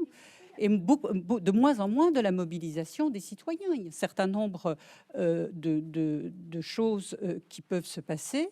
Et on voit effectivement des hauts fonctionnaires, des magistrats monter au créneau, et l'impression d'une sorte d'indifférence de la population. Alors, je vais de nouveau citer Mireille Delmas-Marty, mais je crois que dans un entretien au Monde, elle disait « Ce qui m'inquiète aujourd'hui le plus, c'est qu'un certain nombre de mesures sont passées et ne suscitent finalement que peu de réactions. » Parce que, alors ça, évidemment, ça ne vaut pas pour tout le monde, mais le sentiment qu'il y a une distance qui se crée par rapport notamment à la logique des droits de l'homme. Et moi, je songeais à un autre sondage, tout à l'heure, quand vous parliez du sondage du Cevipof sur l'envie d'un homme fort. Il y a un autre sondage qui est sorti, qui a fait l'objet de toute une enquête et qui était publié dans Le Monde sur le degré d'attachement aux droits humains.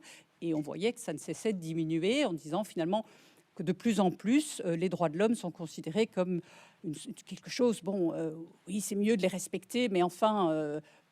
Pas au prix de notre sécurité. C'est pas si grave si on voilà. ne respecte pas, du moment qu'on soit en sécurité. Du moment qu'on soit en sécurité. Donc voilà, je dirais que c'est peut-être effectivement dans la question de qui est le sujet de la démocratie que la question se pose le plus. Alors, oui, je voudrais, comme l'heure tourne et qu'on voudrait aussi avoir un espace d'échange, j'aimerais quand même qu'on aborde un dernier point qui est important, puisqu'on a parlé finalement beaucoup de la liberté politique, de la liberté, j'allais dire, publique, pas au sens des libertés individuelles dans l'espace public, mais de la liberté telle qu'elle s'exprime en démocratie. J'aimerais peut-être finir par vous poser une question à toutes les deux. Et cette question, c'est un peu aujourd'hui, si on observe, si on fait un tour d'horizon de notre rapport aux libertés individuelles, quelles sont les menaces, selon vous, quelles sont les menaces qui pèsent sur ces libertés individuelles? On voit que Internet, pas toujours à mauvais titre, d'ailleurs, bruisse du sentiment que, à travers les big data, par exemple, à travers les manipulations des données personnelles, eh bien, nos libertés sont grignotées, notre espace privé est grignoté, notamment par les grands groupes économiques, notamment par les pays étrangers qui pourraient influencer des élections. Et encore une fois, je ne veux pas seulement parler de politique, je parle tout simplement de notre rapport à nos libertés individuelles, ce sentiment qu'on retrouve beaucoup dans les conversations avec les uns, avec les autres, dans les citoyens, que finalement, nos libertés sont potentiellement en danger. Alors vous disiez certaines d'entre elles, les citoyens ne se mobilisent pas assez, mais on a quand même un sentiment finalement que ce sentiment existe, mais qu'en même temps on ne peut rien faire. Est-ce que vous trouvez que ce sentiment que les libertés sont grignotées est justifié, oui ou non? Et d'une certaine mesure, donc, quelle mesure pensez-vous qu'il y a certaines menaces sur la liberté individuelle, si c'est le cas? Mme Morvedalon. Bon, les menaces sur les libertés individuelles, mais c'est quelque chose qui est complètement polymorphe, hein, parce que bon, les histoires des big data ou de comment dire, au fond, la question de la circulation, ce qui menace les libertés individuelles, c'est pas simplement au fond la crainte qu'ont les individus d'être surveillés par une sorte de Big Brother. Ce qui menace aussi ce qui menace les libertés individuelles, c'est aussi cette espèce de, au fond, d'atteinte, parce que c'est aussi une atteinte à la liberté individuelle que de faire circuler n'importe quoi sur Internet. Je veux dire que moi, j'aurais tendance à penser que tout ce qu'on appelle la prolifération des fake news est aussi, d'une certaine façon, une atteinte à la liberté du citoyen, parce qu'il n'y a pas de liberté de citoyen sans exercice de la faculté de juger. Et moi, je pense que c'est un aspect qui n'est pas tellement mis en évidence. C'est-à-dire que ce qui nous menace, c'est pas simplement que nous sommes surveillés à travers, comment dire, au fond, toute la circulation par Internet, mais ce qui menace aussi, c'est par exemple l'usage des algorithmes qui fait que lorsque nous allons nous renseigner sur la toile, nous recevons les informations qui sont celles que nous avons envie de recevoir et que d'une certaine façon, qui n'accroît absolument pas l'esprit critique. C'est-à-dire que l'atteinte à la liberté, c'est aussi l'atteinte à l'esprit critique, à l'exercice de le l'esprit danger, critique. c'est que finalement, on aime croire à des histoires qui nous plaisent, même si elles sont fausses, plutôt que d'exercer un esprit critique qui remettrait en cause ces Je histoires. veux dire que c'est l'un des dangers qui est au moins aussi grand que la surveillance généralisée. Je ne dis pas que la crainte de la surveillance généralisée est illégitime, mais je dirais que la liberté du citoyen, elle est aussi menacée par la confusion entre, au fond, le fait de raconter n'importe quoi et de penser que c'est l'exercice de la liberté, et la liberté du citoyen, qui, elle, est une liberté de juger. C'est-à-dire que c'est une atteinte. Moi, je pense qu'il y avait quand même quelque chose dans la philosophie des Lumières qui était absolument fondamental et qui était le développement de l'esprit critique. Il n'y a pas de liberté du citoyen sans exercice de l'esprit critique. Et en même temps, si je vais encore une fois me faire un peu le poil à gratter, les gens qui font circuler justement des fake news, des fois de bonne foi, ils pensent que c'est une véritable information, ont le sentiment d'exercer leur esprit critique vis-à-vis des informations diffusées dans les médias traditionnels, par exemple. Oui, mais enfin, à ce moment-là, l'esprit critique, ça veut dire n'importe quoi. Hein, ça veut dire ils ont son sentiment d'exercer leur esprit critique, mais par exemple, le rapport aux faits, le rôle que joue le rapport à la factualité a totalement disparu de ce qu'on pense être l'esprit critique. Et moi, je pense même qu'on peut, au fond, on en arrive à une sorte de double bind qui consiste à penser, à faire en sorte qu'on peut faire circuler des informations auxquelles on n'est même pas sûr de croire. Je ne suis même pas sûr qu'on investit la croyance de ce que l'on fait circuler. Justine Lacroix, sur ces menaces justement qui pèseraient aujourd'hui sur les libertés individuelles, là, pour faire suite à ce que dit Myriam Morvedalon, alors soit dans le même thème, soit d'autres types de menaces que vous identifiez. Je dirais que les principales menaces, c'est le même problème depuis le 19e et le 18e siècle, ça a été bien identifié. Ce qui menace la liberté individuelle, c'est qu'on ne la comprenne précisément que comme une liberté individuelle et pas comme une liberté qui doit être exercée avec d'autres pour être défendue. Et à force, si nous ne voyons que le côté individuel de nos libertés, nous les perdrons inévitablement. Et je dirais que moi, il y a peut-être deux points sur lesquels je voulais insister, puisque vous parliez de fake news ou des nouveaux modes de communication. Ce qui me semble, alors peut-être pas menacé, mais ce qui doit être vraiment rappelé sans cesse, c'est que la liberté politique suppose la pluralité des points de vue. Et je ne sais pas si les fausses nouvelles sont un phénomène réellement nouveau, mais ce qui me paraît nouveau, effectivement, c'est quand même de plus en plus cette façon que nous avons de délibérer, non, pas de délibérer, en fait, de monologuer à plusieurs, tous pensant la même chose, et si vous pensez différemment de moi, je vous bloque. Ça, c'est la négation même de la délibération démocratique que ce refus du débat civilisé, d'admettre la pluralité des points de vue. Deuxième point, je voudrais juste aussi peut-être corriger l'impression qu'on aurait pu donner quand on dit ah oui, c'est donner l'impression que c'est la faute des citoyens, ils sont indifférents, ils sont apathiques, comme si on n'était pas concernés nous-mêmes directement par ce phénomène.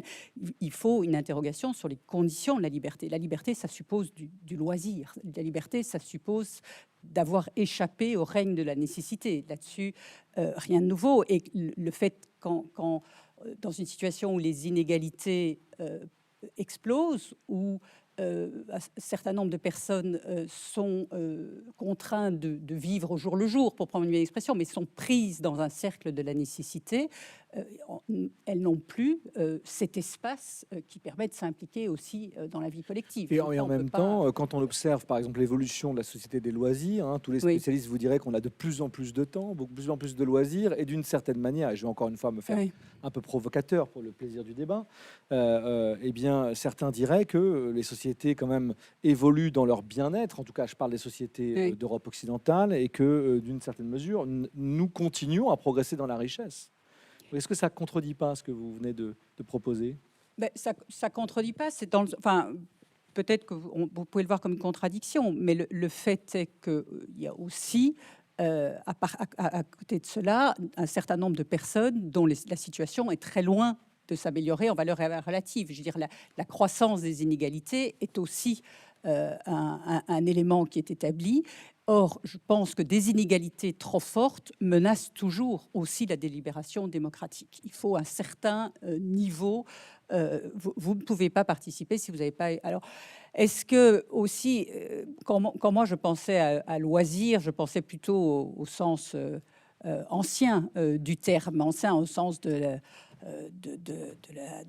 temps disponible pour se consacrer aux affaires publiques. Et donc, ce que vous me parlez en termes de loisirs, est-ce que c'est vraiment du temps libéré ou c'est du temps pour la consommation frénétique? C'est pas du tout la même chose. Du temps aliéné d'une certaine manière. Oui, c'est le temps de cerveau disponible dont parlait évidemment, vous le savez, Patrick Lelay à l'époque en parlant du temps de cerveau disponible à vendre à Coca-Cola. Alors on va finir là-dessus. Vous remercier pour cette première intervention qui ne clôt pas du tout notre débat, puisque nous allons maintenant ouvrir la deuxième phase de cette discussion, qui est une discussion publique avec vous, avec des questions.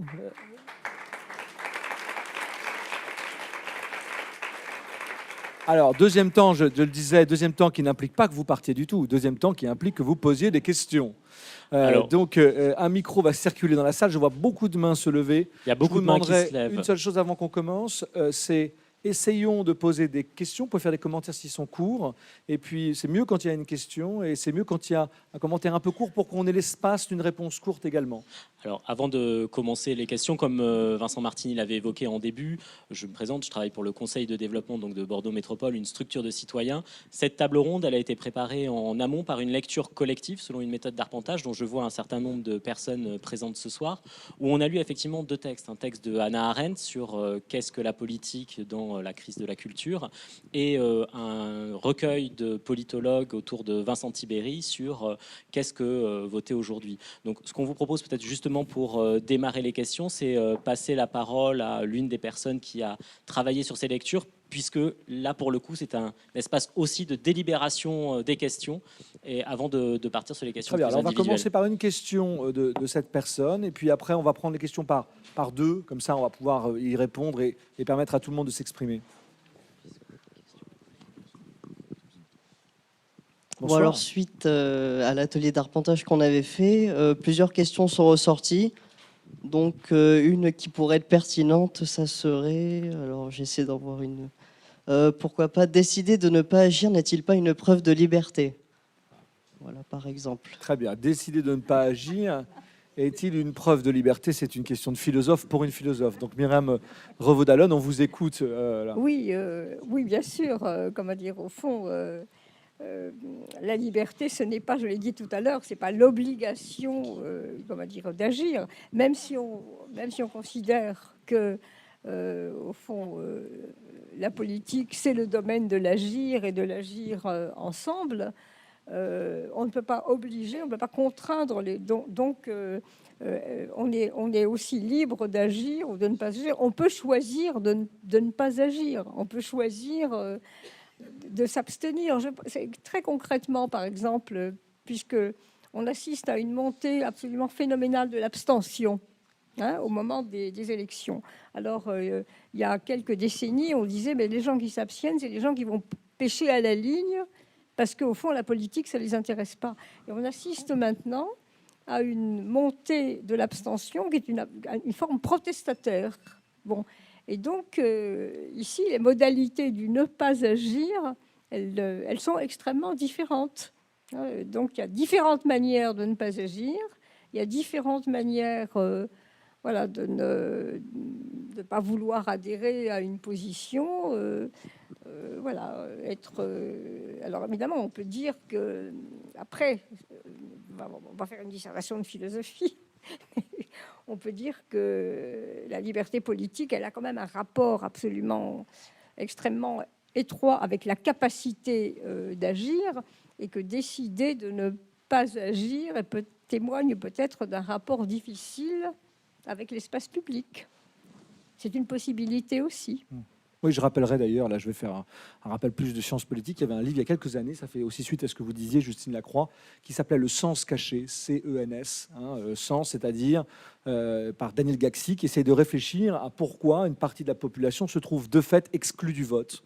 Exclue du vote parce que des fois, alors soit parce qu'elle n'a pas les moyens, ne serait-ce que d'aller au endroit où on peut voter le plus proche de chez elle, ou alors parce qu'elle est tellement marginalisée socialement qu'elle se trouve de fait exclue de la délibération politique. Mais enfin, ça c'est pour les gilets jaunes. Et voilà, les gilets jaunes, bon, même si les gilets jaunes participent. Enfin, c'est un autre débat. On va poser maintenant les questions.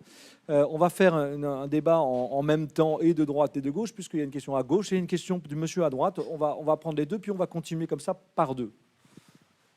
Madame. Bonsoir, oui. Bonsoir. Je voulais vous demander si la solution pour permettre un espace public de débat, c'était pas de créer des nouveaux modes, alors c'est entre guillemets parce que c'est après à la mode justement, de créer des nouveaux modes de gouvernance partagée.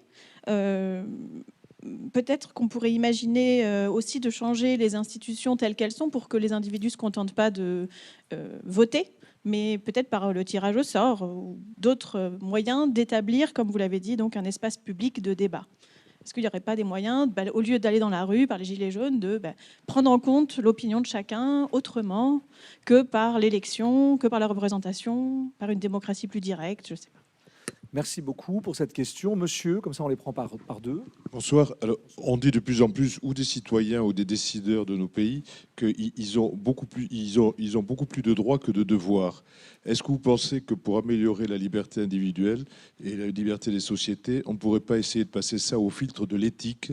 Et qu'est-ce que vous verriez comme solution pour que l'éthique devienne un moyen de réfléchir des individus et des gouvernants ? Très bien. Alors, ces deux questions sur les modes de démocratie directe et sur la question très importante, mais très complexe de l'éthique. Myriam Revaud-Dallon, puis Justine Lacroix. Bon, alors, je pense qu'effectivement, il faut ouvrir des espaces de délibération. Ça, c'est extrêmement important. Mais je ne crois pas, je pense que ce serait une erreur de considérer que, par exemple, on va remplacer les mécanismes de la représentation par le tirage au sort, parce qu'on a le tirage au sort qui était une modalité, la modalité classique, enfin de la démocratie antique, et qui était un mode de désignation des gouvernants, mais qui n'impliquait pas nécessairement un choix. C'est pas tout à fait la même chose. Donc, je pense que les conditions, je pense que la question de la représentation est une question fondamentale, que ce qui est assuré dans la démocratie contemporaine, c'est le lien représentatif, et que c'est ce lien représentatif qui est très probablement détérioré, qui s'est appauvri, et qu'il faut évidemment enrichir la représentation, la rénover, la réaménager, de manière à ouvrir de nouveaux espaces de discussion et de délibération. Mais d'ailleurs, c'est ce qu'on essaye au niveau municipal, c'est ce qui existe déjà. Au niveau local, il y a déjà des institutions qui font intervenir des espaces de délibération. Et le problème, c'est que c'est extrêmement difficile de faire rentrer ça. Bon, alors il y a eu l'expérience du grand débat, qui qui a soi-disant. Mais voilà, on se pose la question de savoir comment ça va se traduire concrètement, à quoi on a abouti. Avant de répondre sur l'éthique, peut-être Justine Lacroix sur cette question-là, Oui, voilà. et puis ensuite on parlera d'éthique. Oui, bon, alors je sais qu'il y a des tas de travaux extrêmement importants et très sérieux qui sont faits aujourd'hui et qui sur la question effectivement du tirage au sort, qui consacrerait le fait que la démocratie, c'est le droit de n'importe qui, au fond, à être gouvernant. Hein, c'est ou alors sur des modes de revitalisation de la démocratie directe. Alors, ça se comprend parce que, à l'origine, la représentation, c'est quelque chose d'aristocratique. C'est quelque chose qui a été mis en place, notamment pour, enfin, je simplifie un peu, mais en tout cas dans l'esprit des fédéralistes américains, donc de la première constitution démocratique. La représentation, c'était là pour faire un filtre, hein, et parce que pour canaliser le pouvoir du peuple. Pourquoi pour être tout à fait honnête, j'ai pas travaillé ces sujets de la revitalisation démocratique de très près, donc peut-être que ce que je dis est hâtif, et sans doute hâtif. J'ai une petite tendance à me méfier peut-être de ces mécanismes qui peuvent sembler très séduisants, mais pour revenir à la question du temps, je me demande si nous avons dans le mode de vie qui est le nôtre aujourd'hui l'envie, le temps de nous consacrer aux affaires publiques comme l'exigeraient ces mécanismes participatifs. Et si nous n'avons pas le temps, le risque est alors que ces mécanismes participatifs soient confisqués par les plus mobilisés, les plus motivés. Donc c'est vrai que je reste assez classiquement démocratie représentative, complétée par des espaces de délibération, mais je suis tout à fait prête à admettre que cette réponse est insuffisante et que je pêche ici par incompétence. Alors pour peut-être ajouter sur ce point-là, peut-être dire un mot aussi sur ce sujet qui est très important et qui pose la question des institutions de la démocratie. Enfin, encore une fois, on fait comme si ces institutions avaient toujours existé, existeraient toujours. Il faut peut-être aussi rappeler que, par exemple, la France est le pays qui donne le plus de pouvoir à son président de la République en Europe. Il n'y a pas d'équivalent. Donc, évidemment, quand vous réfléchissez à des espaces de la délibération et que vous confiez quasiment l'intégralité du pouvoir à un acteur politique, quel qu'il soit. Encore une fois, c'est pas là, évidemment, il n'est pas question de parler de l'actuel président de la République, mais à une personne seule, ça pose un certain nombre de questions démocratiques, parce que avant même de parler d'une capacité pour les citoyens d'intervenir directement dans le débat public, il faudrait déjà commencer par dire qu'en France, le Parlement a un rôle très faible. Exactement. Là, extrêmement faible. Il n'a même pas l'initiative de ses propres lois. C'est le gouvernement qui décide de ce que le Parlement peut délibérer. Donc, c'est vrai qu'on a un sentiment en France que c'est la démocratie représentative qui est en crise, mais c'est peut-être aussi un modèle institutionnel français qui trouve aujourd'hui ses limites. Mais je ne vais pas sortir plus avant de mon rôle d'honnête courtier. C'est la question de l'éthique, Mme Revedalon. Hein, question fondamentale, on pourrait y passer très longtemps, mais je compte sur votre capacité à répondre de manière aussi incisive que concise. La question de l'éthique est une question extrêmement compliquée. Alors, pour répondre vraiment de façon, c'est très insatisfaisant ce que je vais dire. Si vous faites appel à l'éthique au sens où il faudrait moraliser la politique, hein, alors là, je trouve que c'est une erreur absolument magistrale, hein, parce que ça n'est pas moraliser la politique. Ça veut dire quoi? Est-ce que ça veut dire que les gouvernants deviendraient vertueux? Est-ce que ça voudrait dire qu'il faudrait sonder les reins et les cœurs, enfin, je veux dire, s'occuper de leurs intentions? Donc, de ce point de vue-là, c'est extrêmement dangereux, hein. Par contre, dire qu'il y a une éthique de la politique qui n'est pas la morale individuelle, qui n'est pas, ce qu'on appelle la conscience morale, ça c'est effectivement fondamental. Mais je dirais que ce ne sont pas par des appels à la moralisation qu'on résoudra la question. Moi, je pense que cette question de l'éthique politique, elle rejoint au fond la question de ce que c'est que la culture démocratique et ce qu'on a appelé la responsabilité. C'est ça l'éthique politique. Or, au fond, l'affaissement, tout ce qu'on a analysé dans ce débat au niveau de l'affaissement des libertés, ça correspond aussi à un affaissement de la culture démocratique. Et si vous, comment dire, si vous considérez que la culture démocratique, c'est l'éthique de la démocratie, alors je suis d'accord avec vous. Justine? Oui, moi, je n'étais pas sûre d'avoir exactement compris l'enjeu, effectivement, de la question, parce que si, effectivement, qu'il y a une éthique de la démocratie, certainement, est-ce que les décideurs doivent être soumis à une éthique? Je dirais, ils doivent être soumis à une forme de déontologie, comme toute personne, mais pas plus et pas moins que d'autres. Ils doivent être soumis, comme nous le sommes tous, à la règle de ne pas confondre, de ne pas financer des dépenses privées par de l'argent public ou de ne pas favoriser des intérêts privés par la position qu'on occupe dans la fonction publique. Mais je ne peux pas aller au-delà. Mais ce qui est paradoxal, c'est quand même que la demande citoyenne aujourd'hui, et à laquelle répond d'ailleurs le pouvoir politique, en tout cas en France, mais aussi ailleurs, c'est une question de transparence. Les hommes politiques doivent être de plus en plus transparents et donner leurs revenus, donner leurs conflits d'intérêts potentiels. C'est quand même une question démocratique. À ce titre-là, est-ce que les acteurs politiques sont des acteurs comme les autres, hein? Bon, c'est difficile. Le conflit d'intérêts, ça me paraît pas une exigence illégitime. Moi, quand je siège dans un jury de recrutement, par exemple, je dois signaler si j'ai un conflit d'intérêts. Par exemple, si un des candidats était mon neveu ou affilié, c'est ce qu'on appelle un conflit d'intérêts. Donc, le fait qu'un conflit d'intérêts doive être déclaré me paraît pas problématique. Bon, maintenant, est-ce qu'il faut aller jusqu'à publier les patrimoines? Là, pareil, effectivement, une exigence peut-être démesurée, mais enfin... L'exigence de transparence, c'est quelque chose d'extrêmement suspect. Hein, c'est pas... Pour en revenir à des choses absolument fondamentales, ce que la philosophie des Lumières appelait le principe de publicité. Hein, le principe de publicité, ce n'était pas la transparence, c'était le fait d'installer les débats dans l'espace public. Ce n'était pas la transparence qui consiste, par exemple...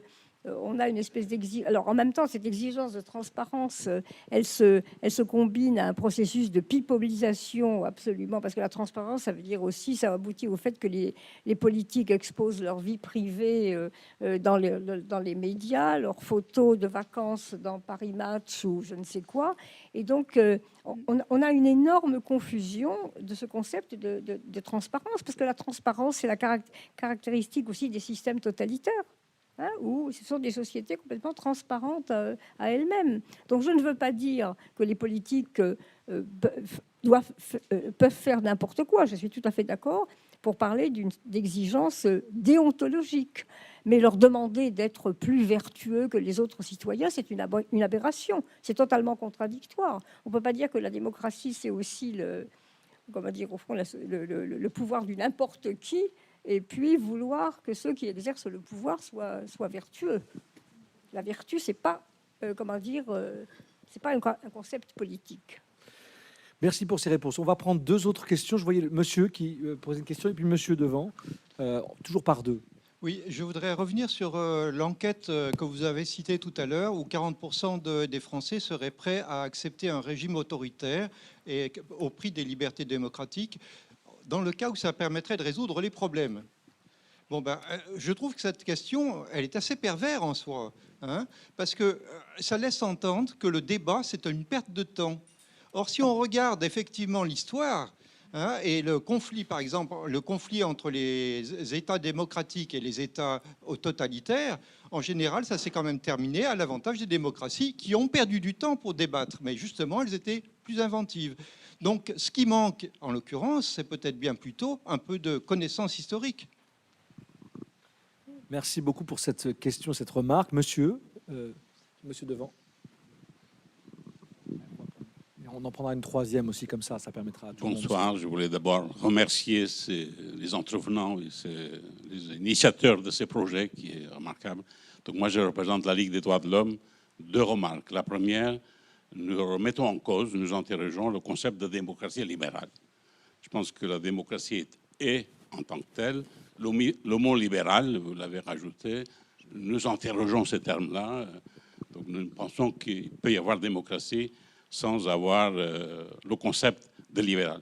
Deuxième remarque un peu de fond, ce qui se passe également de notre point de vue, mais c'est un point de vue, ce n'est pas plus que ça. Donc il y a eu en France depuis plusieurs années une espèce d'institutionnalisation, de professionnalisation des hommes et des femmes politiques. qui a conduit effectivement à les éloigner de leurs électeurs. Donc aujourd'hui, en France, la politique devient pour beaucoup, effectivement, une profession et plus un engagement. Donc c'est aussi une question que nous, on interpelle. Troisième question, au niveau de la Ligue des droits de l'homme, comme beaucoup d'autres organisations, pour nous, les droits de l'homme, ce n'est pas le droit d'individu sacré. Pour nous, les droits de l'homme, ça s'inscrit effectivement dans une démarche collective, dans l'héritage des Lumières.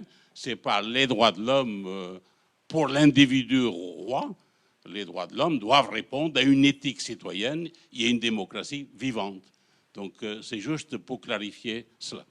Merci, monsieur, pour cette remarque. Monsieur, une dernière question. Après, on va faire un tour de réponse. Je crois que les droits de l'homme, on a une spécialiste, donc c'est la bonne personne. Oui. Merci. Je voulais juste souligner que dans le débat qu'on vient d'avoir, enfin que vous venez de nous tenir, deux éléments m'apparaissent un peu sous-cités, si vous voulez. L'un, il a été évoqué, c'est celui de l'inégalité et des inégalités, et la problématique des inégalités dans une démocratie. C'est donc une problématique économique, et j'en rajouterai une deuxième sur le plan économique, compte tenu de ma formation, je suis sensible à ces questions. C'est la difficulté d'avoir une pensée unique en matière économique, et notamment en Europe, dans lesquelles tout se passe comme si, depuis des années, plus de 40 ans, on avait un discours, une pensée unique par rapport à l'euro, l'Europe et le néolibéralisme. Est-ce que néolibéralisme, euro, ça pose un défi aux démocraties, de même que les inégalités posent un défi aux démocraties? C'est ma question. Merci beaucoup, monsieur. Donc, je répète ces trois questions. Une question qui porte vraiment sur la question du débat. C'est la question de monsieur. C'est la question de peut-être la nécessité d'avoir une profondeur historique dans l'analyse. Merci beaucoup pour cette question. Une question sur les droits de l'homme, précisément. Et la question de monsieur sur ces deux enjeux. Est-ce que finalement, la question économique, si on le comprend bien, et la question européenne notamment, elle ne met pas en cause cette question de la liberté? Peut-être Justine Lacroix pour commencer, puis Myriam Revaud-Dallon ensuite. Oui, alors merci beaucoup pour ces questions. Je vais les prendre, si je peux me permettre, en sens inverse. Je vous remercie d'avoir posé cette question sur la question économique parce que tout à l'heure, on a parlé du droit et de la façon dont peut-être le langage du droit colonisait quelque peu nos cultures politiques. Et puis, je me suis fait la réflexion, puis je n'avais pas eu l'occasion de le dire, mais que nous sommes également fortement colonisés par un certain paradigme économique qui est l'expression d'une école économique et qui renvoie à ce qu'on disait tout à l'heure, cette fameuse formule de Tony Blair, « There is no alternative ». C'est au fond, nous nous sommes laissés imposer l'idée qu'un certain nombre de règles qui, je le rappelle, sont l'expression d'un choix politique qui peut être discuté, qui est légitime, qui mérite d'être entendu, mais qui sont un choix politique qui sont présentés de plus en plus comme des critères scientifiques, comme des éléments de vérité établis. Le déficit, encore une fois, le déficit ne peut pas dépasser autant de % du PIB, les dépenses publiques doivent être à tel niveau, et c'est présenté en fait un petit peu comme des vérités qui relèveraient de la sphère de l'astrophysique. Et ça, c'est une difficulté, effectivement, pour le débat démocratique, parce que, je le répète, en démocratie, il n'y a pas une seule politique raisonnable et on doit pouvoir entendre des alternatives. Et oui, les inégalités trop profondes, ça porte atteinte à ce qui est la condition du politique, c'est l'existence d'un monde commun, d'un monde partagé. Donc, je ne pense pas que ça suppose que nous soyons parfaitement égalitaires en termes de revenus, mais ça suppose que nous puissions partager un monde commun. Et c'est vrai qu'aujourd'hui, on constate de plus en plus une forme de sécession. Je crois que c'était le titre d'un ouvrage de Thierry Pêche qui s'appelait « La sécession des riches », qui montrait comment, c'est vrai, certaines fractions de la population peuvent se jouer des frontières en plaçant leurs avoirs ou peuvent s'organiser des vies à l'écart dans des communautés protégées où elles ont leur propre police, leur propre milice. Et finalement, certaines villes où des populations ne partagent plus cet espace commun. je ne sais pas si je peux encore dire un mot sur les deux autres questions, parce que je veux laisser... Oui, je vais juste sur les droits de l'homme. J'étais d'accord avec tout ce que vous disiez. Peut-être vous disiez, bon, pour nous, il peut y avoir une démocratie sans libéralisme. Il faut s'entendre. Si vous voulez dire une démocratie sans que le marché ou la règle de l'offre et la demande soit le critère ultime, je suis tout à fait d'accord avec vous. Une démocratie, évidemment, peut être une démocratie sociale, fondée sur une forme de redistribution. Ce que j'entendais par libéralisme, c'était le respect des droits de l'état de droit et des libertés fondamentales. Et sans ces éléments-là, je ne vois pas comment une démocratie peut s'organiser, du moins dans le monde moderne. Et oui, je suis d'accord avec ce que monsieur disait sur les questions. Peut-être que aussi votre réflexion nous invite à parfois être un peu prudent vis-à-vis de ces sondages. C'est vrai qu'on pourrait multiplier. Il y a beaucoup d'exemples, d'études, de sondages qui sont très inquiétants. Parfois, la façon dont la question est posée peut induire, évidemment, on nous dit aux gens, est-ce que vous souhaiteriez un homme fort qui va régler tous les soucis plutôt qu'une démocratie corrompue, impuissante et qui nous Bon, je ne sais même pas moi ce que je répondrais. Donc, si vous voulez, il faut aussi regarder de très près, effectivement, dans la façon dont les questions sont articulées. Merci beaucoup. Myriam Revaud-Dallon, sur ces questions-là. Tout à fait d'accord avec Justine. Et sur la question de ce que vous appelez le néolibéralisme, c'est effectivement la tendance des démocraties occidentales ou de la politique aujourd'hui à s'abriter derrière, au fond, un certain régime de vérité qui sert de caution, soi-disant scientifique, à une politique qui est menée. C'est en l'occurrence le savoir soi-disant scientifique est représenté aujourd'hui par l'économie. Dans la République de Platon, c'était le philosophe roi qui détenait le savoir et qui devait, d'une certaine façon, permettre d'évaluer ce qu'était une cité juste, ce qui était fondamentalement anti-politique, parce qu'au fond, c'est une manière de se débarrasser des aléas des affaires humaines. Il en va maintenant avec cette tendance technocratique et ce qu'on appelle maintenant, d'un mot que je trouve tout à fait juste, épistémocratique ou épistocratique, c'est-à-dire comme si, au fond, la politique, parce que plus généralement, c'est l'idée totalement fallacieuse selon laquelle la politique devrait être régie par un savoir infaillible. En l'occurrence, aujourd'hui, c'est l'économie. Ce qui ôte à la politique toute autonomie et toute marge de manœuvre. Donc je suis absolument d'accord avec ce que dit Justine, je l'énonce un petit peu autrement, de la même façon sur les droits de l'homme.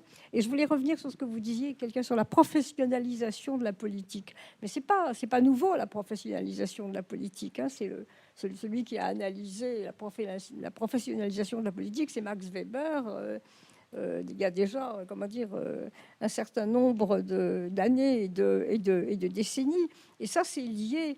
Ce sont les conditions même de ce que j'appelais la politique moderne et de l'activité citoyenne qui font qu'on délègue à un certain nombre d'individus, de groupes, le fait d'une certaine façon de s'occuper des affaires publiques. Tout le monde ne s'occupe pas de la même façon des affaires publiques. Donc le processus de professionnalisation de la politique, il est lié à la modernité politique en tant que telle. Alors évidemment, dans la démocratie grecque, on ne pouvait pas parler de professionnalisation de la politique, mais on n'est plus à Athènes au siècle de Périclès.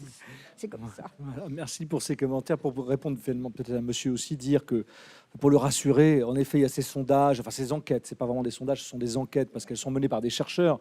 Enfin, on pourrait passer du temps sur la différence entre une enquête et un sondage, mais pour tout ça, pour dire que c'est fait en général par des scientifiques.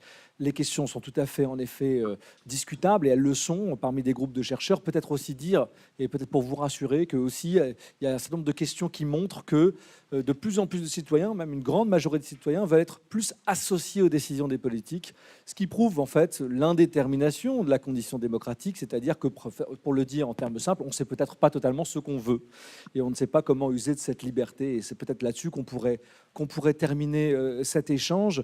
Il nous reste 10 minutes et ces 10 minutes, elles ne seront pas réservées à des questions. Malheureusement, on doit s'arrêter là, mais on reste dans le coin. Ces 10 minutes, elles sont réservées éventuellement au fait que vous puissiez rencontrer les auteurs qui sont ici et qui vont, autour de leur livre, si vous le souhaitez, éventuellement en signer ou en tout cas en discuter avec vous. Vous devrez attendre quelques mois pour le nouvel ouvrage de Justine Lacroix, qui paraîtra au Seuil à la rentrée en septembre, mais vous pouvez déjà lui faire signer son dernier livre et puis surtout celui de Myriam Revaud-Dallon, paru l'année dernière. Merci à tous d'avoir suivi ce débat et à bientôt.